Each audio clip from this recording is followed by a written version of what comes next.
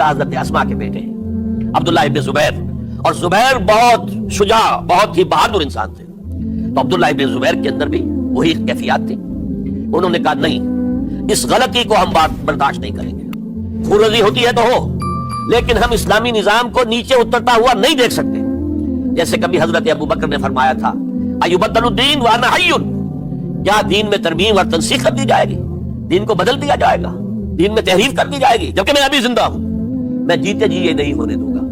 حضرت عبداللہ ابن زبیر کی یہ رائے ہوئی we have to challenge، ہم مقابلہ کریں گے، ہم اسے پیسیولی قبول نہیں کریں گے. انہوں نے بیعت سے انکار کیا اور مدینہ چھوڑ کر مکے جا کر حرم کے اندر پناہ گزین ہو گئے. یہی معاملہ حضرت حسین ابن علی رضی اللہ تعالیٰ عنہما کا تھا. وہ بھی نہایت شجاع، نہایت جری، نہایت بہادر. انہوں نے بھی کہا کہ یہ غلط قیصر و کسریٰ کی روایت جو شروع ہو رہی ہے اسے ہم نے ریزسٹ کرنا ہے اور اسے ہم آگے نہیں چلنے دیں گے. تاریخ انسانی میں یہ عزم، ہمت، شجاعت، مثابرت، صبر، استقلال، استقامت، اس کی بہت روشن مثال ہے، بہت روشن مثال ہے، بہت روشن مثال ہے. لیکن اس سے تاریخ کی رفتار پر کوئی اثر نہیں پڑا. وہ جو ملوکیت آ گئی تھی وہ اور گہری سے گہری ہوتی چلی گئی. واقعہ کربلا کے بعد تو واقعہ ہررا ہوا میں نے گنوا دیا. اس سے زیادہ تو میرے خیال میں کہ اور ہمارے لیے لائق شرم جو ہے کوئی واقعہ ہے ہی نہیں اس پہلو سے. لیکن حضرت حسین کا ایک، اب ان کو یہ کہ میں مطلب یہ کہ اگر میں ان کے ہاتھ پر بیعت کر لیتا ہوں جو کہ اس وقت سامنے موجود تھے کہ یزید کی بیعت تمہارے ہاتھ پر کرتا ہوں، تو گویا کہ اپنے آپ کو سرنڈر کر دیتے ہیں. لیکن انہوں نے قتل کیا. اصل قاتلان کوفی، وہی سبائی. البتہ یہ ہے کہ اس واقعے کی جو یادگار ہے اس میں کوئی شک نہیں ہے کہ اس نے مسلمانوں میں سے ایک گروہ کے دل میں قربانی اور شہادت کا جذبہ بہت پیدا کیا، اس میں کوئی شک نہیں. اور جس طریقے سے کہ عاشورہ محرم میں یاد منائی جاتی ہے، جس طریقے سے اس نے اہل تشیع کے اندر قربانی کا جذبہ بے انتہا پیدا کر دیا. کہ دیکھیے حضرت حسین رضی اللہ تعالی عنہ کی اس شہادت کے بعد، اس کے بعد واقعہ ہررا بھی ہوا ہے جو واقعہ کربلا سے بھی بعض اعتبارات سے زیادہ بھیانک اور زیادہ گھناؤنا واقعہ بنو امیہ کی تاریخ ہے، جس کو لوگ جانتے ہی نہیں. مدینہ کے کچھ لوگوں نے بغاوت کی اور انہوں نے اس کے خلاف فوج بھیجی، اور فوج کو جب مدینہ فتح کر لیا 3 دن کے لیے حلال کر دیا، جو چاہو کرو، یہاں جسے چاہو مارو، جسے چاہو لوٹو، جس کا گھر چاہو برباد کرو، جس عورت کو چاہو ریپ کرو. اور یہ مدینہ النبی کے اندر ہوا. تو کاٹ کھانے والی ملوکیت کے اندر بہت سے واقعات ہوئے. عبداللہ ابن زبیر کھڑے ہوئے، انہوں نے حکومت قائم کی تھی، لیکن یہ کہ وہ تو 6 سال کے لیے کامیاب بھی رہے، ایک حکومت قائم کی، بنو امیہ کے ہاتھ پر بیعت نہیں کی، بالآخر ان کی حکومت بھی ختم ہو گئی. پھر حضرت زید کھڑے ہوئے، انہوں نے بغاوت کی، وہ بھی ناکام رہ گئے. پھر بنو عباس میں کھڑے ہوئے حضرت نفس زکیہ، حضرت حسن رضی اللہ تعالیٰ عنہ کے اولاد میں سے، وہ بھی ناکام ہو گئے، شہید ہو گئے. پھر یہ سمجھ لیا گیا کہ اب یہ جہاں تک 6ٹھی منزل ہے وہ تو دوبارہ تعمیر نہیں ہو سکتی. یہ تو جس کی لاٹھی اس کی بھینس، جس کے پاس طاقت ہوگی اس کی حکومت ہوگی، جس کا قبیلہ زیادہ قوی ہوگا، جس قبیلے میں زیادہ عصبیت ہوگی، مضبوط ہوگا، متحد ہوگا، طاقتور ہوگا، اسی کی حکومت ہوگی. البتہ اس کے نیچے لوگوں کے اخلاق کی اصلاح کرو. صوفیاء کرام نے وہ کام اپنے ذمہ لیا، اور بالکل وہی کام ہے کہ جو ائمہ اہل بیت کرتے رہے. حضرت حسن کی اولاد میں، پھر حضرت علی بن حسین رضی اللہ تعالی، حضرت حسین کی اولاد میں، پھر امام محمد باقر، امام محمد جعفر صادق، اور اس کے بعد بھی 5 اور. کسی نے بغاوت نہیں کی. جیسے علماء کرام کام کر رہے تھے اور جیسے صوفیاء کرام کام کر رہے تھے، ایسے ہی وہ مسلمانوں کی علمی تربیت، روحانی تربیت و تزکیہ کر رہے تھے. کسی نے حکومت کو چیلنج نہیں کی. نوٹ کر لیجیے اس بات. پھر میں نے عرض کیا کہ جہاں تک خلفاء ثلاثہ کی شہادت کا اور شہادت حسین یا سانحہ کربلا رضی اللہ تعالیٰ عنہم اجمعین کا تعلق ہے، اصل میں اس کو نہیں سمجھ سکتے لوگ جب تک کہ ریولیوشن اور کاؤنٹر ریولیوشن کا فلسفہ سمجھ میں نہ آئے. جب کسی ملک میں، کسی خطہ ارضی میں کوئی انقلابی تحریک چل رہی ہوتی ہے، ظاہر بات ہے ابتداء میں تو انقلابی لوگ چند ہوتے ہیں، کمزور ہوتے ہیں، ضعیف ہوتے ہیں، ان سے کوئی خطرہ محسوس نہیں ہوتا. لیکن کشاکش کے دوران ایک وقت آ جاتا ہے کہ پھر جو مخالف انقلاب ہیں وہ یہ سمجھ بیٹھتے ہیں، سمجھ جاتے ہیں کہ اب ہماری پیش نہیں جا رہی، اب ہمارا بس نہیں چلے گا. لہذا سر جھکا دو. اسے پنجابی محاورے میں کہا جاتا نیوی پاؤ، اس وقت تو وقت کو گزارو. اب اس کے بعد پھر کوئی موقع ملا تو دیکھیں گے کہ اس انقلاب کو ہم انڈو کر سکیں، کاؤنٹر ریولوشنری موومنٹس. یہ اصل میں فلسفہ سمجھ میں نہ آئے اور ریولوشن کا فلسفہ سمجھ میں نہ آئے تو سیرت النبی سمجھ میں نہیں آ سکتی. منہج انقلاب نبوی میری کتاب ہے، اس کو پڑھیے تو سیرت کا وہ تجزیہ آپ کے سامنے آئے گا جو آپ کی آنکھیں کھول دے گا کہ سیرت کو ہم کیا سمجھتے رہے اور سیرت اصل میں ہے کیا. بہرحال یہ کاؤنٹر ریولوشنری موومنٹس تھیں کہ جب عرب میں حضور کو فیصلہ کن قوت حاصل ہو گئی تو جو بھی مخالفین تھے انہوں نے سر جھکا لیا، سرنڈر کیا، اسلام لے آئے، گویا کہ چھپ گئے اسلام کے لبادے میں. لیکن وہ تھے اسی طاق میں کہ پھر کبھی موقع ملے تو پھر ہم اس نظام کو دہو بالا کر دیں، تلپٹ کر دیں. یہ رد عمل سب سے پہلے خود عرب کے اندر پیدا ہوا، کیونکہ مشرکین عرب کو جب سورہ توبہ کی پہلی 6 آیات نازل ہوئی ہیں جن میں الٹیمیٹم دے دیا گیا کہ اب کسی مشرک قبیلے سے کوئی معاہدہ اللہ کا اور اس کے رسول کا نہیں ہوگا، تمہیں 4 مہینے کی مہلت دی جا رہی ہے، یا ایمان لے آؤ اور یا تمہیں قتل کر دیا جائے گا. یہ بہت سخت آیات ہے قرآن کی، سورہ توبہ کی ابتدائی 6 آیات. اور حضرت علی رضی اللہ تعالیٰ عنہ کا کہنا یہ ہے کہ اس آپ کو معلوم ہے کہ مصحف میں یہ واحد صورت ہے جس سے پہلے بسم اللہ الرحمن الرحیم نہیں لکھی بھی آپ کو نظر آتی. باقی 113 صورتوں کے شروع میں بسم اللہ الرحمن الرحیم ہے. تو کیا وجہ ہے یہاں کیوں نہیں ہے؟ حضرت علی کا فرمانا ہے کہ یہ صورت تو تلوار ہاتھ میں لے کر اتری ہے، اور بسم اللہ الرحمن الرحیم میں اللہ تعالیٰ کے 2 اسماء ہیں، الرحمن الرحیم. تو یہ گویا کہ اس سے متضاد صورتحال ہے کہ اب تمہارے لیے آخری موقع ہے، یا ایمان لے آؤ اور یا قتل کر دیے جاؤ. اس میں ایک تیسری گنجائش خود بخود نکلتی تھی، یا یہ ملک چھوڑ کر چلے جاؤ، اور ایسا بہت سے لوگوں نے کیا بھی، لیکن اکثر لوگوں نے گردن جھکائی. لیکن رد عمل ظاہر ہوا. ایک تو مرتدین کھڑے ہو گئے جنہوں نے نئی نبوتوں کو مان لیا، ایک مانعین زکوٰۃ کھڑے ہو گئے کہ ہم زکوٰۃ تمہیں نہیں دیں گے. یہ رد عمل تھا مشرک عرب کا، مشرکین عرب کا. اور حضرت ابو بکر رضی اللہ تعالیٰ عنہ کے دفتر فضائل کا یہ بڑا اہم باب ہے. ود این آئرن فسٹ، حالانکہ وہ بہت رقیق القلب، کمزور ضعیف الجسہ انسان تھے، لیکن یہ کہ عظیمت کوہ ہمالا جو ہے ان کے اندر ظاہر ہوئی ہے. ود این آئرن فسٹ انہوں نے ان ساری جو رد عمل کی جو تحریکیں تھی انہیں کچل کر رکھ لی، اور پھر پورے عرب کو گویا کہ اثر نو اس میں اسلام کے نظام کو کنسولیڈیٹ کر کے حضرت عمر کے حوالے کر دیا رضی اللہ تعالیٰ عنہ. حضرت عمر کے زمانے میں جو جنگیں ہوئیں اس میں سلطنت روما جو ہے، جو اس وقت کی 2 سپر پاورز تھیں، سلطنت روما قیصر روم، ہیراکلیس ہرقل تھا اس وقت کا جو رومی جو قیصر روم تھا، حکمران تھا، شہنشاہ تھا، اور دوسری طرف ایرانی مملکت تھی، خسرو پرویز تھا. لیکن یہ کہ عیسائیت کے ساتھ اسلام کا اس طرح کا تصادم نہیں ہوا تھا حضور کے زمانے میں، بلکہ نجاشی رحمۃ اللہ علیہ نے تو مسلمانوں کو پناہ دی تھی. مقوقس پیٹریارک جو تھے اس کے الیگزینڈریا کے، انہوں نے حضور کے جو نامہ مبارک گیا تھا اس کا بہت اکرام کیا، تکریم کی، تحفے بھیجے حضور کی خدمت میں.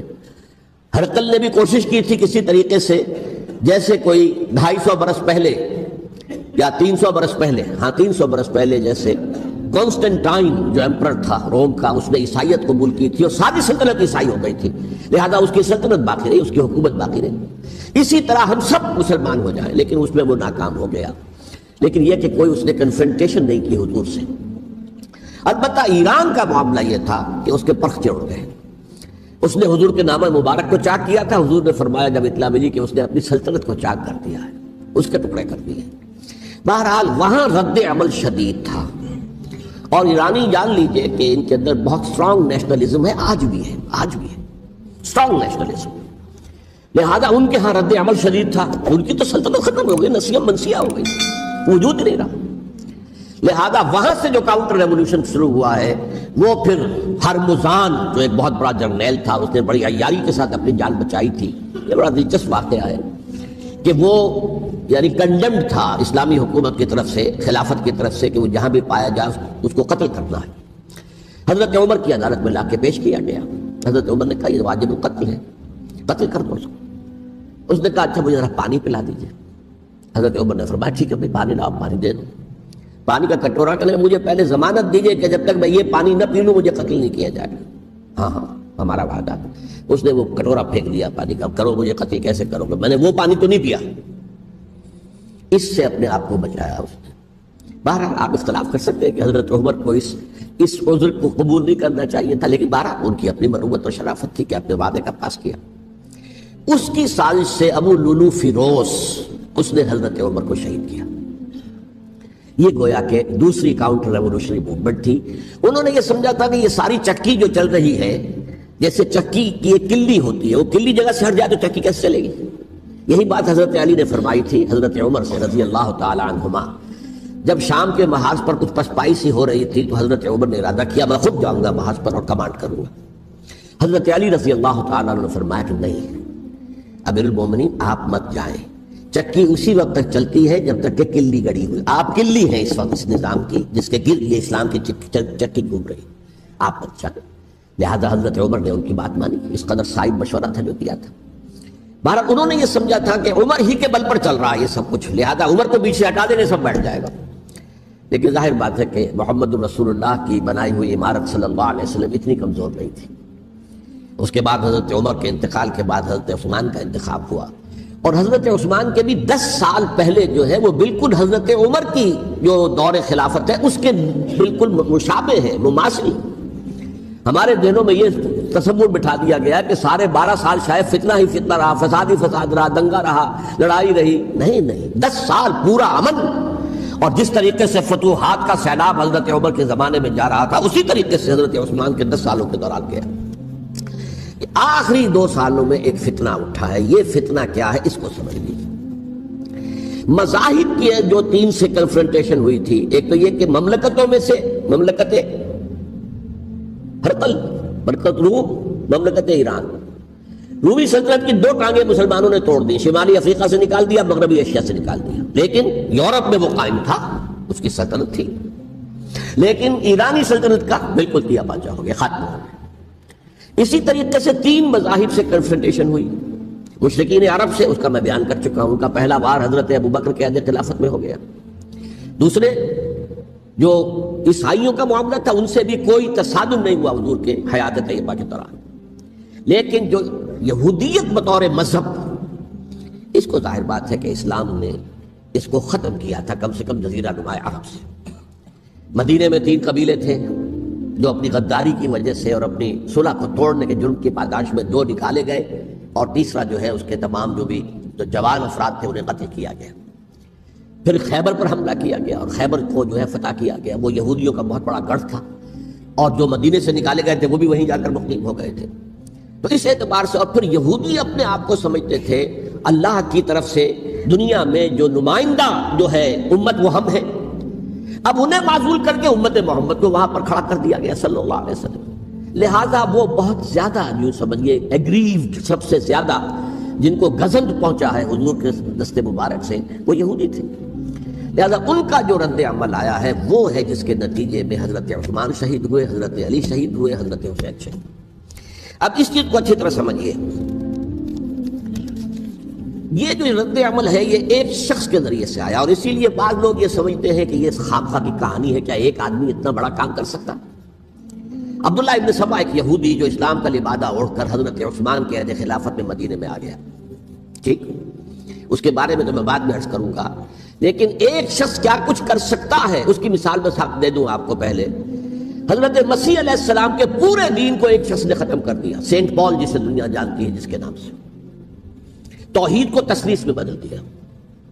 حضرت عیسیٰ علیہ السلام تو توحید کی تلقین کر کے گئے تھے، توحید ختم، تثلیث آ گئی، جس میں پہلے باپ ماں اور بیٹا تھے، اس کے بعد باپ بیٹا اور روح القدس ہو گئے، تثلیث۔ نمبر 2، شریعت موسوی کو ساقط کر دیا، لہذا اب پالزم جو ہے، کرسچینٹی نہیں رہی، وہ حضرت عیسیٰ کو کہہ کر گئے تھے کہ شریعت موسوی تم پر لاگو رہے گی، نافذ رہے گی، ساقط کر دیا۔ نمبر 3، اس نے عیسائیت کے دائرہ تبلیغ کو وسیع کر دیا، جنٹائلز یا گوئمز کے اندر بھی، غیر یہودیوں میں، حالانکہ حضرت مسیح کہہ کر گئے تھے کہ تمہیں صرف یہودیوں سے خطاب کرنا ہے، اور میں صرف اسرائیل کے گھرانے کی کھوئی ہوئی بھیڑوں کی تلاش میں آیا۔ اب آپ دیکھیے حضرت مسیح کے فوراً بعد اور حضرت مسیح کی زندگی کے دوران جب تک کہ وہ موجود تھے، وہ بدترین دشمن تھا حضرت مسیح علیہ السلام کا۔ بعد میں لبادہ اوڑھا، اور یہ کہ مجھے مکاشفہ ہوا ہے، مکاشفے میں مسیح سے میری ملاقات ہوئی ہے، میں ان پر ایمان لے آیا ہوں، اور پھر اس نے اپنے زہد اور دینداری کا جو بھی فراڈ تھا اس کے نتیجے میں اپنی حیثیت بنا لی، دین مسیحی کو بالکل ختم کر دیا۔ آج کہاں ہے وہ دین مسیح؟ دی 100 کے مصنف نے بھی صاف لکھا ہے کہ جب تک حضرت مسیح دنیا کے اندر موجود تھے، عیسائیت کی حیثیت یہودیت نے ایک فرقے سے زیادہ نہیں تھی، یہودیوں کا ایک فرقہ، ایک جماعت بس۔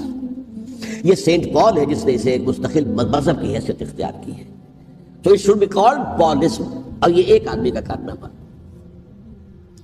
اسی طریقے سے یہ تو ہو گیا حضرت مسیح کے فوراً بعد، رفع سماوی کے فوراً بعد 1500 برس کے بعد ایک تحریک چلی ہے یورپ کے اندر، اصلاح مذہب، اور اس کی پشت پر بھی یہودی ذہن تھا۔ یہودی ذہن نے عیسائیت کو 2 حصوں میں تقسیم کر دیا، کیتھولک اینڈ پروٹیسٹنٹس، اور پروٹیسٹنٹس کو اپنا اعلی کار بنایا۔ یہ ایک علیحدہ مضمون ہے، اس پر میں تفصیل میں نہیں جانا چاہتا، میری کتاب بھی موجود ہے اس موضوع پر، سابقہ اور موجودہ مسلمان امتوں کا ماضی، حال و مستقبل، اس میں نے تفصیل بیان کی۔ یہ جو تقسیم ہوا ہے تو وہ پہلی بات ایک یہودی، جیسے کہ علامہ اقبال نے، مارکس بھی تو ایک یہودی تھا نا، تو ابلیس کی مجلس شورا میں بڑا پیارا شعر ہے، وہ یہودی فتنہ گر، وہ روح مصدق کا بروز، ہر قبا ہونے کو ہے اس کے جنون سے چاک چاک۔ یہ ایک یہودی فتنہ گر مارکس نے وہ تصور دنیا کو دیا جس نے عظیم انقلاب برپا کیا روس کے اندر، بولشوک ریولوشن، اور جو پھر آدھی دنیا تک پھیل گیا۔ آج سے 50 سال پہلے امریکہ کانپتا تھا، روس کے سامنے کھڑا ہوا کانپ رہا تھا، اس لیے کہ روس سائنٹیفک ترقی میں امریکہ سے بہت آگے تھا، اس کے ایسٹروناٹ پہلے گئے ہیں خلا کے اندر، امریکہ تو بہت پیچھے تھا۔ بہرحال اس نے جس طریقے سے USSR کا خاتمہ کرایا ہے وہ ایک علیحدہ بات ہے، میں اس وقت اس طرف نہیں جانا چاہتا، لیکن جان لیجئے کہ وہ ایک شخص کا کارنامہ، وہ یہودی فتنہ گر، وہ روح مصدق کا بروز، ہر قبا ہونے کو ہے اس کے جنون سے تار تار۔ اسی طرح وہ عبداللہ ابن سبا یہودی فتنہ گر۔ آج اہل تشیع میں سے بعض حضرات کہتے ہیں کہ یہ عبداللہ ابن سبا یہ تو افسانوی شخصیت ہے، اس کی حقیقت کوئی تھی ہی نہیں، حالانکہ ان کی اپنی کتاب میں رجال کشی کے اندر اس کا ذکر موجود ہے، اور یہ بھی موجود ہے کہ حضرت علی رضی اللہ تعالیٰ عنہ نے اپنے عہد خلافت میں اسے زندہ جلوایا ہے۔ اس کی وجہ کیا تھی؟ یہ آیا مدینے کے اندر اسلام کا لبادہ اوڑھ کر، اس نے چند عقیدوں کی اشاعت شروع کی۔ سب سے پہلے حضرت علی تو خدا ہیں، گاڈ انکارنیٹ، اوتار کا تصور، جیسے ہندوؤں میں ہے رام چندر جی خدا کا اوتار، اور عیسائیت میں بھی پہلے گاڈ انکارنیٹ کا تصور تھا کہ حضرت مسیح خدا کا اوتار ہے، انکارنیشن آف گاڈ۔ تو اس نے کہا کہ حضرت علی تو خدا کا اوتار ہے، خدا ہے۔ نمبر 2، اس نے کہا کہ ہر نبی کا ایک وصی ہوتا ہے جس کے حق میں وہ وصیت کرتا ہے، تو حضور صلی اللہ علیہ وسلم کے وصی حضرت علی ہیں، لہذا خلیفہ تو اول روز سے حضرت علی ہیں، حضرت ابو بکر، حضرت عمر، حضرت عثمان، یہ تو غاصب ہے، اور حضرت عثمان کی خلافت تھی اس وقت خاص طور پر۔ پھر اس نے جو قبائلی عصبیت تھی اسے بھڑکایا۔ پرانی جو عصبیت چل رہی تھی قریش کے اندر، وہ 2 گھرانے ایک دوسرے کے مد مقابل تھے۔ دیکھیے، ایک ہوتا ہے قبیلہ، ایک ہوتا ہے گھرانہ۔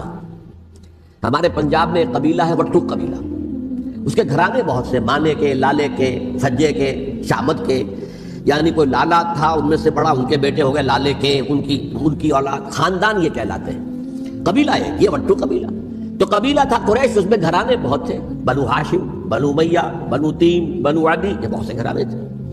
تو چوٹی کے 2 گھرانے جو تھے وہ بنو ہاشم اور بنو امیہ، ان کے درمیان چپقلش تھی، مقابلہ، مسابقت، اور یہ مسابقت فی الخیر بھی ہوتی تھی۔ اگر انہوں نے غریبوں کو کھانے کھلائے ہیں تو ہم ان سے بڑھ کر کھلائیں گے، اگر وہ حاجیوں کی خدمت کرتے ہیں تو ہم اسے بڑھ کر کریں گے۔ تو ان کے اندر یہ مسابقت الخیر بھی تھی، لیکن چپقلش تھی کہ کوئی ہم سے آگے نہ نکل جائے، وہ سمجھتا تھا وہ آگے نہ نکل جائے۔ پر اس شخص نے اس پرانی عصبیت کو تازہ کیا کہ حضور تو بنو ہاشم میں سے تھے، لہذا خلافت حق ہے بنو ہاشم کا، یہ غاصب ہے۔ اس سے پہلے 2 خلفاء جو تھے وہ نہ بنو ہاشم سے تھے نہ بنو امیہ سے تھے۔ حضرت ابو بکر بنو تیم میں سے تھے، چھوٹا قبیلہ تھا۔ حضرت عمر بنی عدی میں سے تھے، وہ بھی چھوٹا قبیلہ تھا۔ یہ حضرت عثمان پہلے خلیفہ جو بنو امیہ میں سے تھے، جن کی پرانی چپقلش بنو ہاشم سے تھی۔ اب اس کو موقع مل گیا کہ پرانی قبائلی عصبیت کو بھڑکایا۔ یہ ہے اصل میں اس فتنے کا پس منظر عبداللہ ابن سبا نے جو آ کر پھیلایا ہے، اور اس کی تفصیل میں اس وقت میں نہیں جا سکتا، کیسے یہ فتنہ پروان چڑھا، کیا انہوں نے اسٹریٹجی اختیار کی، کہ یہ کیا کرتے تھے، گروہ بنا کر بھیجتے تھے لوگوں کو، کوفے میں جاؤ تو وہاں پر دمشق کے گورنر کے خلاف اور مصر کے گورنر کے خلاف الزامات لگاؤ، اس نے یہ کیا، وہ غبن کر گیا، وہ یہ کر گیا، وہ خیانت کر رہا ہے، وہ رشتہ داروں کو پال رہا ہے، اور عثمان کے خلاف بھی تقریریں کرو رضی اللہ تعالیٰ عنہ۔ دمشق میں جاؤ تو کوفے کے گورنر کے خلاف، کیونکہ دمشق کے گورنر کے خلاف بات کرو گے تو لوگوں کو معلوم ہوگا کہ یہ جھوٹ بول رہے ہیں، لیکن یہ کہ وہاں تو تم بات کرو کوفے کے گورنر کے خلاف اور مصر کے گورنر کے خلاف اور حضرت عثمان کے خلاف۔ مصر میں جاؤ تو بات کرو کوفے کے اور شام کے گورنر کے خلاف اور حضرت عثمان کے خلاف۔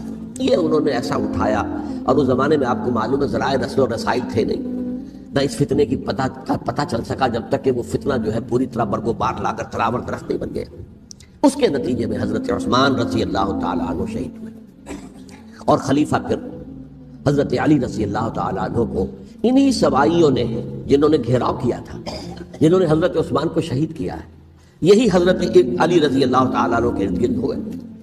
اور حضرت علی رضی اللہ تعالیٰ عنہ بھی نہیں چاہتے تھے خلافت کی بیعت لینا، لیکن آخر کیا کرتے؟ کیا وہ امت کو بغیر خلیفہ کے چھوڑ دیتے؟ حضرت زبیر سے کہا گیا، انہوں نے نہیں مانا، رد کر دی بات۔ حضرت طلحہ سے کہا گیا، انہوں نے نہیں مانا۔ حضرت علی سے کہا گیا، اب عشرہ مبشرہ میں سے یہی تو تھے نا، لہذا انہوں نے تسلیم کر لیا، خلافت ہو گئی۔ لیکن اس کے بعد جو خانہ جنگی ہوئی ہے، اس خانہ جنگی کے نتیجے میں نوٹ کر لیجئے کہ 1,00,000 کے قریب مسلمان ایک دوسرے کی تلواروں اور نیزوں اور برچھیوں اور تیروں سے ختم ہو گئے، ہلاک ہو گئے۔ یہ ہماری تاریخ کا تاریخ ترین باب ہے۔ 5 سال، 4.5 سال حضرت علی کی خلافت کے، اور 6 مہینے حضرت حسن کی خلافت کے رضی اللہ تعالیٰ عنہ۔ اس سے کیا ہوا کہ ایک طرف تو اسلام کی جو توسیع ہو رہی تھی، تھمتا نہ تھا کسی سے سیل رواں ہمارا، وہ سیلاب رک گیا، انٹرنل سیبوٹاج ہو گئی نا، اب تو اندر ہی آپس ہی میں اگر دستوں گریبان ہو گئے تو باہر اب کیا توسیع کرتے ہیں، وہ توسیع کا عمل رک گیا۔ اور یوں سمجھیے کہ جیسے ٹرک اگر کبھی چل رہا ہو، بھرا ہوا ہو، لوڈنگ، اور وہ چڑھائی چڑھ رہا ہو، تو اگر کہیں موشن ٹوٹ جائے، ٹرک کو رکنا پڑے، تو ڈرائیور کے جان پر بن جاتی، اس لیے کہ اس کو دوبارہ سٹارٹ کرنا، اور جبکہ وہ چڑھائی پر ہے، انکلائن پر ہے، آسان کام نہیں ہوتا، خطرہ ہوتا ہے وہ پیچھے جو ہے وہ نہ جائے۔ اور پہاڑی علاقوں میں آپ کو معلوم ہے ذرا پیچھے چلے جانے کا مطلب جو ہے بہت خطرناک جو ہے نتیجہ نکل سکتا ہے۔ بہرحال حضرت علی رضی اللہ تعالیٰ عنہ نے اپنے خلافت میں ایک کام یہ کیا، اب اس کی کیا مصلحتیں تھیں یہ تو انہی کے علم میں ہوگا، ہم قیاس کر سکتے ہیں، میں اس میں نہیں جانا چاہتا۔ ابھی تک خلافت کا مرکز تھا مدینہ منورہ، حضرت ابوبکر، حضرت عمر، حضرت عثمان، وہیں جہاں حضور صلی اللہ علیہ وسلم رہے تھے اور جہاں پر کہ حضور مدفون تھے۔ لیکن حضرت علی نے اپنا مرکز جو ہے وہ کوفہ بنا دیا۔ اچھا، اس کی ایک ظاہری وجہ یہ سمجھ میں آتی ہے کہ اسلام کا جو پھیلاؤ ہو گیا تھا، وہ سلطنت اتنی وسیع ہو گئی تھی کہ مدینہ منورہ بہت جنوب میں اور بڑے صحرا کو عبور کر کے جانا ہوتا تھا۔ کوفہ جبکہ ایسی مقام پر تھا کہ جہاں سے مشرقی راستہ جا رہا ہے ایران کو، عراق کے اندر تو ہے وہ شہر کوفہ، اور ایران اور خراسان اور ہندوستان کو راستہ جا رہا ہے، وہیں سے شمال کی طرف جا رہا ہے، شام کی طرف اور ترکی کی طرف، اور وہاں سے پھر یہ کہ مغربی افریقہ کو بھی کنٹرول کرنا، جو شمالی افریقہ تھا وہ بھی آسان تھا۔ بہرحال حضرت علی نے کوفہ کو اپنا مرکز بنایا، اور نتیجہ یہ ہوا کہ سبائیوں کا بھی مرکز وہی بن گیا، چونکہ انہوں نے اپنے آپ کو گردا گرد رکھا حضرت علی کے رضی اللہ تعالیٰ عنہ۔ اب ظاہر بات ہے کسی پرٹیکولر پرسن کے خلاف تو کوئی مقدمہ موجود تھا نہیں، بلکہ جب جنگ جمل ہو رہی تھی، ابھی جنگ نہیں ہوئی تھی، حضرت عائشہ، حضرت طلحہ، حضرت زبیر وہ لے کر آئے تھے لشکر اس مطالبے کے لیے کہ حضرت عثمان کے قاتلوں کو سزا دی جائے، قصاص لیا جائے۔ حضرت علی رضی اللہ تعالیٰ عنہ سے گفت و شنید ہو رہی تھی، حضرت علی جو ہے اس پر آمادہ ہو گئے کہ ٹھیک ہے، میں جو بھی قاتلین عثمان ہیں ان کو گرفتار کر کے سزا دوں گا۔ عین اسی وقت کوفے کی مسجد کے اندر جو ہے 10,000 کا مجمع کھڑا ہو گیا، ہم سب قاتل عثمان ہیں، لو ہم سے بدلہ کہاں سے لوگے۔ اور انہوں نے کیا کیا، جاتے ہی جنگ چھیڑ دی، جب چھڑ جائے تو یا مرو یا مارو، اس کے سلاوت کوئی چارہ کار ہوتا ہی نہیں۔ ایک رات میں 10,000 مسلمان شہید ہوئے، جن میں 2 عشرہ مبشرہ میں سے حضرت زبیر اور حضرت طلحہ رضی اللہ تعالیٰ۔ تو یہ صورت تھی، سبائیوں نے گھیراؤ کیا حضرت علی کا رضی اللہ تعالیٰ۔ حضرت معاویہ دعوے دار نہیں تھے خلافت کے، قتل نہیں، ان کا صرف ایک دعویٰ تھا، اور وہ یہ تھا کہ عثمان کے قاتلوں کو گرفتار کرو، یا خود سزا دو یا ہمارے حوالے کرو، ہم اس سے قصاص لیں گے۔ اس لیے کہ قبیلہ بنو امیہ کا تھا، اور حضرت علی معاویہ بنو امیہ میں سے۔ تو ایک خاندانی طور پر جو ہے ہم قصاص لیں گے ان سے جنہوں نے قتل کیا ہے حضرت عثمان کی۔ لیکن یہاں ظاہر بات ہے کہ حضرت علی رضی اللہ تعالیٰ عنہ کی طرف سے مطالبہ یہ ہوتا تھا تم پہلے میری بیعت کرو، میرے ہاتھ مضبوط کرو تاکہ میں ان کے خلاف کوئی اقدام کر سکوں۔ لیکن انہیں یہ اندازہ تھا کہ اگر میں نے بیعت کی تو ظاہر بات ہے کہ حضرت علی تک پہنچنے سے پہلے پہلے مجھے گردن اڑا دیں گے یہ لوگ، اس لیے کہ سبائی جو ہے وہ آپ کو گھیرے ہوئے۔ بہرحال ایک عجیب الجھاؤ، ایک ڈائلیما تھا جس کی وجہ سے یہ جنگ چلتی رہی، اور حضرت علی رضی اللہ تعالیٰ عنہ کو انہی کے شیعان علی ہی کے اندر سے وہ جماعت علیحدہ ہوئی تھی جس کو ہم خوارج کے نام سے جانتے ہیں، اور ایک خارجی ملجم ابن ملجم ہی نے حضرت علی کو شہید کیا رضی اللہ تعالیٰ عنہ۔ پھر حضرت حسن رضی اللہ تعالیٰ عنہ، اب دیکھیے کس قدر صحیح بات تھی جو حضرت علی رضی اللہ تعالیٰ عنہ نے فرمائی جب ان سے کہا گیا کہ کیا ہم آپ کے بیٹے حسن کے ہاتھ پر بیعت کر لیں رضی اللہ تعالیٰ عنہ۔ فرمایا نہ میں تمہیں اس کا حکم دیتا ہوں نہ میں اس سے روکتا ہوں، یہ تمہارا معاملہ ہے، امرہم شورا بینہم، تم اپنے باہمی مشورے سے جو فیصلہ کرو گے ٹھیک ہے، میں نہ حکم دیتا ہوں نہ روکتا ہوں۔ اس کا کیا مطلب ہے؟ باپ کے بعد بیٹے کی خلافت ہرگز حرام نہیں ہے، ورنہ کہتے کیسے ہو سکتا میرا بیٹا؟ نہیں، یہ نہیں کہا۔ حضرت عمر سے بھی کہا گیا تھا کہ اپنے بیٹے کو نامزد کر دیں، عبداللہ ابن عمر کو، تو انہوں نے جواب میں کیا کہا؟ اسے تو طلاق دینی بھی نہیں آتی۔ انہوں نے اپنی کسی زوجہ کو طلاق دی تھی اور اس میں جو صحیح ترین طریقہ ہے وہ اختیار نہیں کیا تھا، انہیں طلاق دینے تک نہیں آتی تو میں اسے خلیفہ بنا دوں۔ یہ نہیں کہا تھا کہ باپ کے بعد بیٹا خلیفہ نہیں ہو سکتا، یہ تو نہیں تھا، کہیں حرام نہیں ہے، نہ کتاب و سنت میں، نہ کوئی حدیث ہے، نہ کہیں قرآن مجید میں۔ تو حضرت علی نے بھی فرمایا رضی اللہ تعالیٰ نہ میں روکتا ہوں نہ حکم دیتا ہوں، یہ تمہارا اپنا معاملہ ہے۔ بہرحال حضرت حسن رضی اللہ تعالیٰ عنہ نے حضرت امیر معاویہ سے صلح کر لی، خلافت ان کے سپرد کر دی۔ دیکھیے میں حضرت ابوبکر، حضرت عمر، حضرت عثمان، حضرت علی کے ساتھ حضرت حسن کے دور خلافت کو بھی خلافت راشدہ میں سے سمجھتا ہوں، اور تبھی 30 سال پورے ہوتے ہیں اس حدیث کے مطابق کہ حضور نے فرمایا خلافت 30 برس رہے گی پھر ملوکیت آ جائے گی۔ تو حضرت حسن کا بہت بڑا کارنامہ یہ ہے کہ اس خانہ جنگی کا دروازہ بند کر دیا، اور یہ پیشن گوئی تھی حضور کی صلی اللہ علیہ وسلم حضرت حسن کو، جب بچے تھے حضور کے انتقال سے پہلے، میرا یہ بیٹا مسلمانوں کے 2 گروہوں میں صلح کرائے گا، یہ حضور کی پیشن گوئی تھی، اور وہ پیشن گوئی حضرت حسن کے علم میں بھی ہوگی یقیناً۔ بہرحال انہوں نے صلح کی حضرت امیر معاویہ کے ساتھ رضی اللہ تعالیٰ عنہ، خلافت ان کے حوالے کر دی، اور کچھ شرائط تھیں طے ہو گئی، اللہ اللہ خیر صلی اللہ۔ حضور کی تو یہ پیشن گوئی جو ہے صحیح ثابت ہوئی کہ میرا یہ بیٹا مسلمانوں کے 2 بڑے گروہوں کے درمیان صلح کرا دے گا، اور سبائیوں نے انہیں تانے دیے یا عار المومنین، اے مومنوں کے لیے موجب عار، موجب شرم، تم نے بزدلی دکھائی ہے، تم نے امیر معاویہ کو خلیفہ تسلیم کر لیا، تم نے بزدلی دکھائی، معاذ اللہ ثم معاذ اللہ ثم معاذ اللہ۔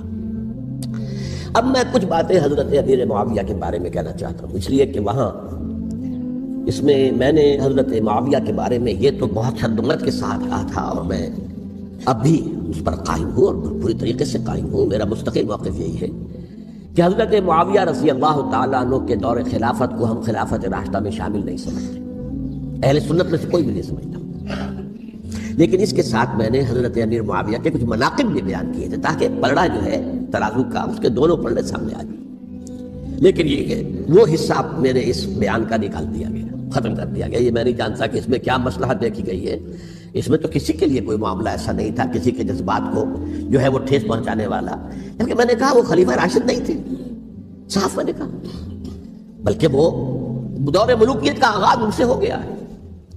بلکہ جب ایک صاحب نے یہ کہا کہ کربلا کے بعد سے دور ملوکیت آ رہی تھی، تو میں نے کہا نہیں جناب، دور ملوکیت تو 20 سال پہلے پوری ہو چکی تھی، شروع ہو چکی تھی۔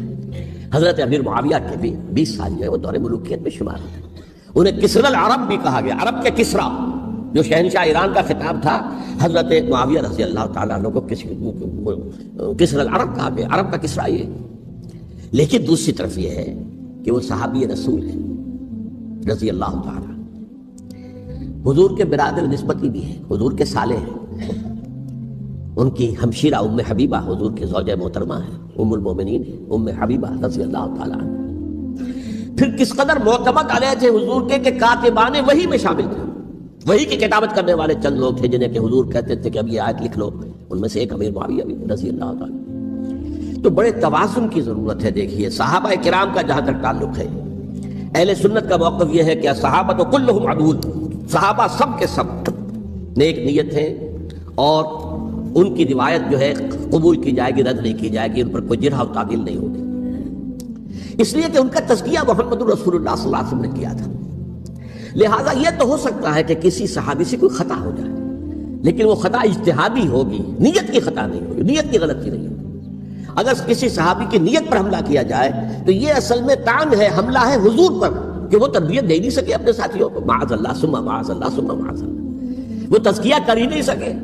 3 جگہ جو قرآن میں آیا ہے یتلو علیہم آیاتہ ویزکیہم، تو کیا تزکیہ کیا؟ اگر ان کے قریب ترین ساتھی جو تھے، اگر ان کے اندر بھی بدنیتی تھی اور دنیا کی طلب تھی اور دنیا کے اندر اقتدار حاصل کرنے کا جذبہ تھا، تو پھر کیا تزکیہ کیا؟ معاذ اللہ ثم معاذ اللہ۔ لہذا صحابہ سب کے سب عدول ہیں اور ان سے اختلاف ممکن ہے، لیکن ان کی نیت پر حملہ نہیں ہو سکتا۔ تو حضرت امیر معاویہ کی شخصیت ایک چیز ہے، آپ کا دور خلافت دوسری چیز ہے۔ شخصیت کے اعتبار سے صحابی رسول ہیں، برادر نسبتی ہیں حضور کے صلی اللہ علیہ وسلم، اور پھر یہ کہ اس قدر معتمد علیہ ہے صحابہ میں سے کہ وہ کاتبان وحی، یہ عام آدمی کے کرنے کا کام نہیں تھا جو وحی کی کتابت کرے، اللہ کے کلام کی۔ البتہ یہ ہے کہ جیسا کہ میں نے عرض کیا، ان کا دور خلافت راشدہ نہیں ہے، وہ ملوکیت کا دور ہے۔ یہ میں نے جیسا کہ عرض کیا، میں نے ایک صاحب نے جب یہ کہا کہ ملوکیت شروع ہو رہی تھی، میں نے کہا شروع نہیں ہو رہی تھی، ملوکیت تو 20 سال پہلے شروع ہو چکی تھی۔ اسی طریقے سے ایک صاحب نے کہا تھا کہ اسلام کو قائم کرنے کے لیے حضرت حسین میدان میں آئے، میں نے کہا یہ بھی غلط ہے، اسلام تو 60 سال پہلے قائم ہو چکا تھا، نبی اکرم صلی اللہ علیہ وسلم کے دست مبارک سے اسلام قائم ہو گیا، جاء الحق وزهق الباطل ان الباطل کان زهوقا، پھر 30 برس تک وہ کامل شکل کے اندر قائم رہا۔ تو اسلام جو ہے وہ جو ہے در حقیقت اب قائم کرنے والی بات نہیں تھی، البتہ اس کے اندر زوال شروع ہو گیا تھا، اس زوال کے عمل کو روکنے کے لیے حضرت حسین میدان میں آئے۔ یہ ایک چیز کو صحیح تاریخی پرسپیکٹو میں رکھنا، تو جس طرح سے دین کو قائم کرنے کے لیے دیکھیں، قائم تو کیا محمد رسول اللہ صلی اللہ علیہ وسلم والذین معہ رضی اللہ تعالیٰ عنہ، انہوں نے کیا تھا۔ ہاں اب جو ہے وہ اپنی اس شاندار حیثیت سے نیچے گرنے لگا تھا، وہ میں بعد میں عرض کروں گا کہ میں نے اسے کیا عرض کیا تھا کہ یہ اس زوال کو روکنے کے لیے کسی طریقے سے یہ اپنی اصل حقیقت میں قائم رہے، یہ حضرت حسین رضی اللہ تعالیٰ عنہ کی سعی تھی۔ اچھا، حضرت امیر معاویہ کے جو 20 سال ہیں وہ پورے امن، سکون، اطمینان، کوئی جھگڑا، کوئی فساد، کوئی اختلاف، کوئی باہمی فارغی، کچھ 20 سال۔ یہ بھی تاریخ کی بڑی چشم کشا حقیقت ہے جو عام طور پر لوگوں کے علم میں نہیں ہے۔ سبائی بھی دبکے رہے، حضرت امیر معاویہ کی حکومت اتنی مضبوط تھی، کنٹرول، کہ ان کو کچھ سر اٹھانے کا موقع نہیں ملا، موجود تھے، دبکے رہے۔ جیسا کہ میں نے کہا، ریولوشن کے آخری مرحلے پر آ کر جو مخالفین ہیں وہ دب جاتے ہیں کہ پھر دیکھیں گے موقع ملے گا تو پھر لیں گے ان سے حساب کتاب۔ 20 سال رہے ہیں پورے امن کے۔ 10 سال کے بعد یعنی درمیان میں ہے حضرت امیر معاویہ کا عہد خلافت۔ ایک صحابی جو کہ بزرگ صحابہ میں سے ہیں، مغیرہ ابن شعبہ رضی اللہ تعالیٰ عنہ، وہ آتے ہیں اور وہ کہتے ہیں کہ دیکھیے امیر المومنین، کتنی بڑی خانہ جنگی رہی تھی مسلمانوں کی آپس میں، اور اب بھی اگر آپ کسی کو نامزد کیے بغیر چھوڑ گئے امت کو تو پھر خانہ جنگی ہو جائے۔ 1 لاکھ اس وقت جو ہے وہ ہلاک ہوئے تھے، نہ معلوم اب کتنے ہلاک۔ لہٰذا آپ اپنی زندگی ہی میں نامزد کر دیجئے کسی کو خلیفہ، ولی عہد بنا دیجئے۔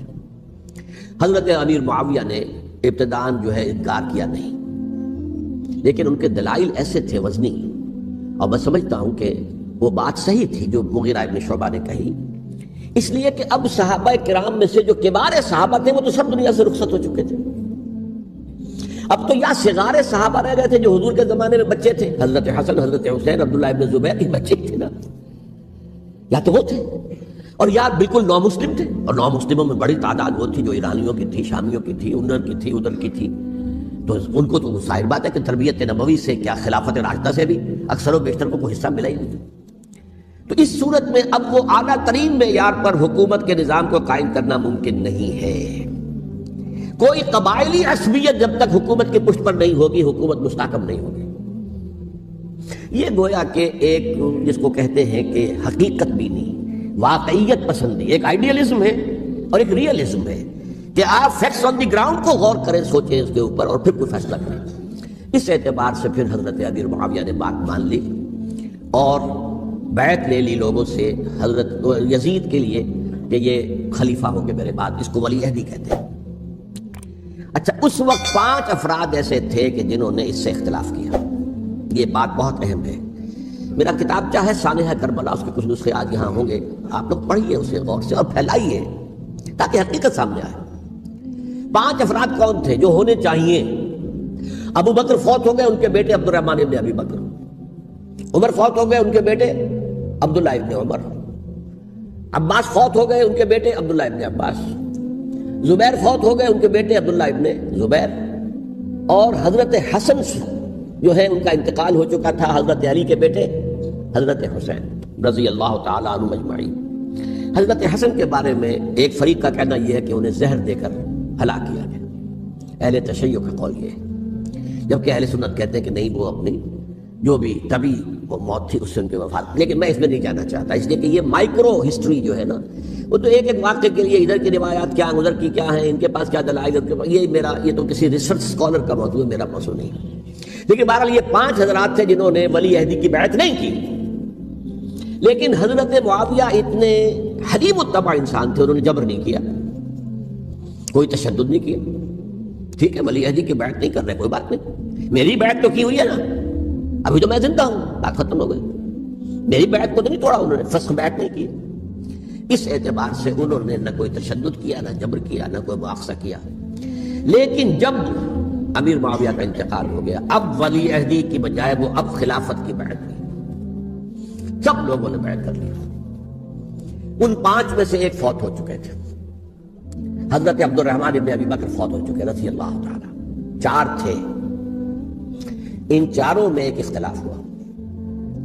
2 کی رائے یہ تھی، عبداللہ ابن عمر، عبداللہ ابن عباس، کہ اگرچہ یہ کام غلط ہوا ہے، کہ اسلام کی روح کے منافی ہوا ہے، یہ بادشاہت کی بنیاد پڑ رہی ہے، لیکن یہ بات ایسی نہیں ہے کہ اس کی بنا پر ہم خانہ جنگی شروع کروا دیں، امت کے اندر خون خرابہ کروائیں، فساد کروائیں۔ لہذا انہوں نے بیعت کر لی۔ اب کوئی اگر یہ کہے معاذ اللہ کہ وہ بک گئے تھے یزید کے ہاتھوں، معاذ اللہ ثم معاذ اللہ، وہی بات آپ اختلاف کر سکتے ہیں کہ انہیں نہیں کرنی چاہیے تھی، یہ کوئی رائے رکھے، مجھے اختلاف نہیں، لیکن ان کی نیت پر حملہ کریں گے تو حملہ محمد رسول اللہ پر ہوگا صلی اللہ علیہ وسلم۔ عبداللہ ابن عمر کون ہے؟ کتنی حدیثیں ان سے جو ہے وہ منقول ہیں۔ عبداللہ ابن عباس کون ہے؟ جنہیں حضور نے جو ہے جن کے لیے دعا کی تھی، اے اللہ فقہہ فی الدین وعلمہ التاویل، اے اللہ اس نوجوان کو دین کا فہم عطا کر اور قرآن کی تعویل اور تفسیر کا علم عطا کر، حبر الامہ کہلاتے ہیں۔ وہ کہیں پیسوں اور ٹکروں کے عوض بن جانے والے نہیں تھے، انہوں نے امت کی مصلحت دیکھی، نیت جو ہے اس پر حملہ نہ کیجئے، البتہ اختلاف کا حق آپ کو حاصل ہے۔ 2 حضرات جو ہے ڈٹے رہے کہ نہیں، ہمیں کم وقت میں ریزسٹ کرنا ہے۔ عبداللہ ابن زبیر عمر کے اعتبار سے وہ بڑے ہیں، مسلمانوں میں سب سے پہلے ولادت مدینے میں جا کر جو ہوئی ہے وہ عبداللہ ابن زبیر کی ہوئی ہے۔ ہجرت کر کے جب مہاجرین وہاں پہنچے، کچھ عرصے تک کسی کے ہاتھ کوئی اولاد نہیں ہوئی، تو لوگوں نے تانے دینے شروع کر دیے کہ معلوم ہوتا ہے کہ یہاں آ کر یہ مکے کے رہنے والے جو ہے کمزور ہو گئے ہیں، ان کے ہاں اولاد ہی نہیں ہو رہی۔ پھر عبداللہ ابن زبیر کی ولادت ہوئی ہے، یہ حضرت ابو بکر کے نواسے ہیں، حضور کی زوجہ محترمہ حضرت عائشہ کی بہن حضرت دیکھیے ابھی نام نکل گیا ہے جی، حضرت اسماء رضی اللہ تعالی عنہما، یہ ان کے ساتھ آتے ہیں، حضرت زبیر کے بیٹے۔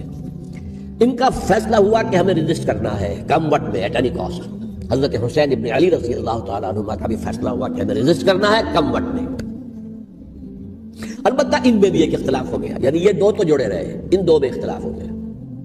عبداللہ ابن زبیر کا کہنا یہ تھا کہ ہمیں حجاز میں رہنا چاہیے، یہ سرزمین ہے جس میں نبوت کی برکات سب سے زیادہ ہیں، یہاں ہم مضبوط قلعے کے اندر ہیں، ہمیں یہاں سے جو ہے رجسٹ کرنا چاہیے اور ختم کرنا چاہیے اس نظام کے اندر جو خرابی آ گئی اس کو۔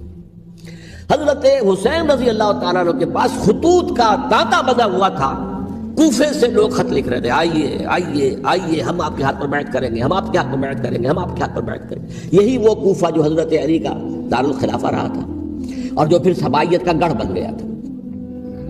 چنانچہ حضرت حسین نے حضرت مسلم بن عقیل کو بھیجا وہاں پر کہ میرے نمائندے کی حیثیت سے جا کر وہاں پر بیعت لو۔ 10-12 ہزار افراد نے بیعت کر لی، لیکن اس کے بعد یزید کی طرف سے گورنر بنا کے بھیجا گیا ابن زیاد کو۔ ابن زیاد نے آ کر جو تشدد کیا اور سختی کی تو سب کے سب بیعت توڑ کر اور سب منحرف ہو گئے۔ مخلصین تو وہ تھے نہیں، الکوفی لا یوفی، کوفی جو ہے وہ تو کوئی وعدہ وفا کرنے والا ہوتا ہی نہیں، بیعت توڑ دی.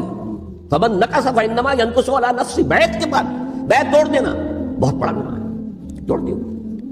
ادھر اطلاع مل گئی حضرت حسین کو، چل چکے تھے، وہ راستے میں تھے کہ وہاں تو مسلم بن عقیل شہید ہو گئے اور سب لوگوں نے بیعت توڑ دی. اب واپس جانا چاہتے تھے لیکن مسلم بن عقیل کے بیٹے جو ہے اڑ گئے.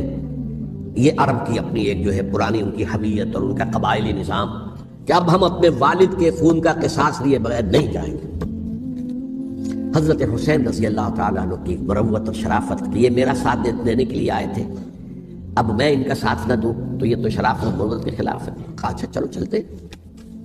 وہاں جا کر بھی عین اپنے میدان کے اندر بھی حضرت حسین رضی اللہ تعالیٰ عنہ نے 3 چیزیں پیش کی ان کوفیوں کے لشکر کے خلاف. سب سے بڑا لشکر کے اندر سب سے بڑے تو کوفی تھے جنہوں نے بیعتیں کی ہوئی تھی حضرت حسین کے ساتھ. دیکھو مجھے جانے دو واپس حجاز کی طرف، یا مجھے سرحدوں پر بھیج دو تاکہ میں کافروں کے ساتھ جنگ کرتے ہوئے اپنی جان دے دوں، یا مجھے یزید کے پاس جانے دو، میں اپنا معاملہ اس سے طے کر لوں. لیکن کوفیوں کو یہ گوارا نہیں تھا. اگر یہ یزید کے پاس پہنچ گئے تو ہمارا کچا چٹھا بیان کر دیں گے کہ مجھے تو ان لوگوں نے برگلا کر بلایا تھا. اس لیے کہ دیکھیے حضرت امیر معاویہ کے 20 سالوں کے دوران میں بتا چکا ہوں ان کی حکومت اتنی مستحکم تھی کہ اس کے خلاف کوئی فتنہ اٹھانا ممکن نہیں تھا. اب چونکہ چینج اوور ہوا تھا، اور چینج اوور میں آپ کو معلوم ہوتا ہے کہ ایک جس کو کہتے ہیں every thing is in the melting پاٹ، ابھی تو یہ درمیان کے اندر معاملہ ہے، تو انہیں موقع ملا. سر اٹھایا حضرت حسین رضی اللہ تعالیٰ عنہ کو، جو خطوط لکھے جس کے کہ تھیلے کے تھیلے اور بوریوں کی بوریاں بھری ہوئی حضرت حسین کے ساتھ تھی. وہ کہا کہ آئیے ہم آپ سے بیعت کریں. انہوں نے نہیں مانا. اور اصل میں حضرت حسین کے قاتل وہ کوفی ہیں، وہ بزدل، وہ منافق جنہوں نے بیعت کر کے بیعت توڑی. اور اب وہ آ گئے کہ اگر یہ حسین رضی اللہ تعالیٰ عنہ بچ کر کہیں یزید کے پاس پہنچ گئے تو پھر ہمارا کچا چٹھا جو ہے وہ سامنے آ جائے گا اور ہماری پھر شامت آ جائے گی. لہذا انہوں نے قتل کیا حضرت حسین کو رضی اللہ تعالیٰ. ایک بات جو علامہ ڈاکٹر قلب صادق نے فرمائی، اور میرے علم میں یہ بات پہلے نہیں تھی، وہ یہ کہ حضرت حسین کے قتل کا فتویٰ ایک بہت بڑے مفتی نے دیا تھا. یہ بات بھی ذرا سمجھ لیجیے. حضرت حسین رضی اللہ تعالیٰ عنہ کے قتل کا فتویٰ ایک بہت بڑے مفتی نے دیا تھا. کیوں دیا تھا؟ اس لیے کہ حضور کی احادیث موجود ہیں کہ جب ایک شخص کی ایک خلیفہ کی بیعت ہو جائے تو دوسرا اگر کھڑا ہو تو اسے قتل کر دو. کھلی حدیث. اسی لیے ایک بہت بڑے مفسر بھی ہیں، فقیہ بھی ہیں، قاضی ابن العربی رحمۃ اللہ علیہ. ایک ابن عربی ہیں الف لام کے بغیر، ابن عربی، وہ بہت بڑے صوفی ہیں، فلسفی ہیں، اندلس کے ہیں. یہ قاضی ابن العربی ہیں جنہوں نے قرآن کی ایک تفسیر لکھی ہے اس اعتبار سے کہ صرف ان آیات کی تفسیر جن سے کہ فقہی احکام جو ہیں ان کا استنباط ہوتا ہے. یہ 2 تفسیریں اس طور سے لکھی گئی ہیں قرآن مجید کی. احکام القرآن ان کا نام ہے دونوں کا. ان میں سے ایک جو ہے قاضی ابن العربی کی ہے. ان کا ایک جملہ نقل ہوتا ہے، قتل الحسین بسیف جدہ، حسین قتل ہو گئے اپنے ہی نانا کی تلوار سے. وہ تلوار کیا تھی؟ جب کسی کی بیعت ہو چکی ہو پھر کوئی کھڑا ہو مدعی خلافت قتل کر. میرے نزدیک حضرت حسین مدعی خلافت نہیں تھے. یہ بات اس وقت سامنے لوگوں کے نہیں آئی، بلکہ حکومت نے یہ باور کرا دیا کہ یہ تو باغی ہے، یہ مدعی ہے خلافت کے. انہوں نے تو دعویٰ نہیں کیا خلافت کا، وہ تو صرف اس عمل کو روکنے کے لیے میدان میں آئے تھے. اور اس بات کو اچھی طرح سمجھ لیجئے کہ اس وقت تک یہ جو تصور آج ہمارے پاس ہے کہ ریاست علیحدہ ہے، حکومت علیحدہ ہے. State of Pakistan, we are loyal to the state of Pakistan. ہم ریاست پاکستان کے وفادار ہیں، گورنمنٹ آف پاکستان کے وفادار نہیں ہیں. We are not loyal to the government. Government تو کبھی بے نظیر کی تھی، ہم اس کے خلاف تحریک چلا رہے تھے، یا کبھی کسی اور کی تھی اس کے خلاف تحریک چل رہی ہے، یا کبھی ضیاء الحق کی تھی اس کے خلاف تحریک چل رہی ہے. گورنمنٹ کو بدلنا تو عوام کا حق ہے. آج اس وقت نہیں تھا. اس وقت ریاست اور حکومت کا کوئی فرق نہیں تھا. لہذا جو حکومت سے اختلاف کرے گویا کہ باغی ہے. یہ ہے اصل میں وہ پیچیدہ مسئلہ کہ کیوں کسی مفتی نے فتویٰ دے دیا. اس لیے کہ اس وقت تک ریاست اور حکومت کا فرق واضح نہیں تھا دنیا پر. یہ تو ابھی کوئی 100-150 سال کی بات ہے. کہ آج ہمارا جو پولیٹیکل سائنس کا ایولیوشن ہوا ہے وہ اس سٹیج تک پہنچ گیا ہے کہ اسٹیٹ علیحدہ ہے، حکومت علیحدہ ہے۔ حکومت تو اسٹیٹ کے 3 آرگنز میں سے ایک آرگن ہے، ایڈمنسٹریشن حکومت کی ہے، جوڈیشری ہے اور لیجسلیچر ہے، 3 آرگنز ہیں بڑے بڑے، ان میں سے ایک ہے۔ تو حکومت کو بدلنا تو عوام کا حق ہے، چاہے وہ ووٹ کے ذریعے بدلیں چاہے ایجیٹیشن، اگر پرامن ایجیٹیشن ہے اس سے حکومت کو بدلنے کا حق حاصل ہے دستوری طور پر ہر اعتبار سے۔ اس وقت یہ نہیں تھا، لہذا صورتحال یہ بن گئی کہ حکومت وقت نے باور کرا دیا مسلمانوں کو، ورنہ سوچئے نواسہ رسول کو قتل کرنا کوئی آسان کام تھا؟ آخر سب کلمہ گو تھے کہ نہیں تھے؟ کلمہ گو تو تھے نا، اور حضور سے عقیدت اور محبت میں کبھی، لیکن یہ کہ فتویٰ اگر ایک بہت بڑے مفتی کا، جو کہ حضرت علامہ ڈاکٹر قلب صادق صاحب نے فرمایا، مجھے اس مفتی کا نام بھی معلوم نہیں، کہ ایک مفتی کا فتویٰ تھا وہ، جس کے بنا پر اب ان لوگوں نے حضرت حسین کو قتل کیا، اور یہی وجہ ہے کہ انہوں نے پھر خیموں کو بھی آگ لگا دی۔ بھائی حالانکہ دیکھیے اگر دشمنی کا انتقام ہوتا تو حضرت علی بن حسین جو بیمار تھے، جو بعد میں زین العابدین رحمۃ اللہ علیہ کے نام سے پھر یہ اہل تشیع کے چوتھے امام معصوم ہیں، حضرت علی، حضرت حسن، حضرت حسین، اور پھر حضرت علی بن حسین زین العابدین رحمۃ اللہ علیہ، کیا ان کو بھی قتل کرتے تھے؟ حضرت حسین کی نسل ہی ختم ہو جاتی، لیکن نہیں کیا۔ آگ کیوں لگائی؟ آگ اس لیے لگائی کہ وہ جو ڈاکومنٹری پروف ہے ہماری غداری کا یزید کے خلاف حضرت حسین کو جو ہم نے دعوت دی، وہ جو ڈاکومنٹری پروف خطوط کی شکل میں موجود ہے وہ ختم ہو جائے، ڈسٹرائے ہو جائے۔ اس کے لیے انہوں نے خیموں میں آگ لگائی۔ بہرحال یہ ہے تاریخی پس منظر، یہ اسی سبائی فتنے کا تسلسل ہے جس نے سب سے پہلے حضرت عثمان کی جان لی رضی اللہ تعالیٰ عنہ۔ 5 سال تک مسلمانوں میں خانہ جنگی رکھی، حضرت علی کو پھر شہید کیا، اور اس کے بعد جو ہے 20 سال حضرت امیر معاویہ کے تو سر نہیں اٹھا سکے، لیکن پھر جب ایک چینج اوور ہو رہا تھا تو اس وقت انہوں نے موقع غنیمت سمجھا کہ اب کھڑے ہو جاؤ اور اب دوبارہ ایک فتنہ جو ہے اس کو امت کے اندر پیدا کر دو۔ اچھا، اس معاملے میں ایک بات جو میں نے وہاں کہی کہ ہمارے ہاں شاعرانہ جو مبالغہ آمیزی ہے، یہ میری گفتگو کا حصہ انہوں نے حذف کر دیا ہے۔ اور میں نے ایک سنی شاعر، بہت بڑے عالم، جن کے حوالے سے آج بھی میری تقریر ہوگی خالد دینا ہال میں، مولانا محمد علی جوہر کے ایک شعر کے حوالے سے کہا کہ قتل حسین اصل میں مرگ یزید ہے، اسلام زندہ ہوتا ہے ہر کربلا کے بعد۔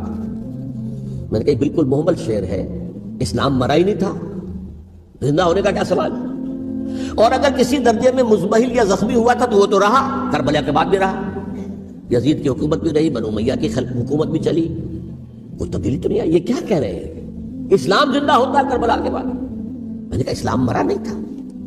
جیسے میں نے یہ کہا کہ ملوکیت جو ہے وہ اب شروع نہیں ہوئی، ملوکیت تو 20 برس پہلے شروع ہو چکی تھی حضرت امیر معاویہ کے، لیکن ظاہر بات ہے کہ حضرت حسن نے، حضرت حسین نے اس کو قبول کیا، اور حضرت حسین نے تو پھر 10 سال تک ولی عہدی جو تھی چاہے بیعت نہیں کی لیکن اس کے خلاف میدان میں آ کر چیلنج تو نہیں کیا۔